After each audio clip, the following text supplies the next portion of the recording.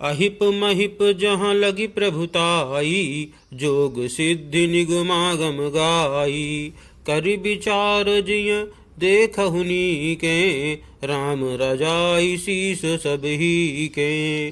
अर्थात शिव जी और पृथ्वी एवं पाताल के अन्यान्य राजा आदि जहाँ तक प्रभुता है और योग की सिद्धियाँ जो वेद और शास्त्रों में गाई गई हैं, हृदय में अच्छी तरह विचार कर देखो तो यह स्पष्ट दिखाई देगा कि श्री राम जी की आज्ञा इन सभी के सिर पर है, अर्थात श्री राम जी ही सबके एकमात्र महान महेश्वर हैं। राखें राम रजाई रूख, हम सब कर हित होई। समुझि सयाने करहु अब, सब मिली सम्मत सोई। अर्थात अतएव श्री राम जी की आज्ञा और रूख रखने में ही हम सबका हित होगा। इस तत्व और रहस्य को समझकर अब तुम सयाने लोग जो सबको सम्मत हो वही मिलकर करो। सब कहूँ सुखद राम अभिषेकु, मंगल मोद मूल मग एकु। केहि विधि अवध चलहि रघुराऊ, कहु समुझि सोई करिय उपाऊ। अर्थात श्री राम जी का राज्याभिषेक सबके लिए सुखदायक है, मंगल और आनंद का मूल यही एक मार्ग है। अब श्री रघुनाथ जी अयोध्या किस प्रकार चलें, विचार कर कहो, वही उपाय किया जाए।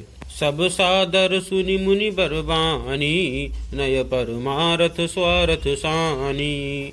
उतरु न आव लोग भय भोरे, तब सिरुनाई भरत कर जोरे। अर्थात मुनिश्रेष्ठ वशिष्ठ जी की नीति, परमार्थ और स्वार्थ, लौकिक हित में सनी हुई वाणी सब ने आदर पूर्वक सुनी, पर किसी को कोई उत्तर नहीं आता।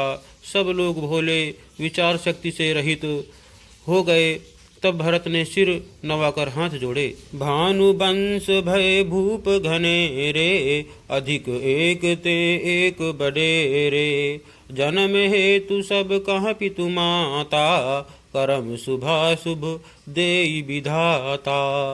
अर्थात और कहा सूर्यवंश में एक से एक अधिक बड़े बहुत से राजा हो गए हैं। सभी के जन्म के कारण पिता माता होते हैं और शुभ अशुभ कर्मों का फल विधाता देते हैं। दलि दुख सजई सकल कल्याणा, अस आशीष राउरि जगु जाना।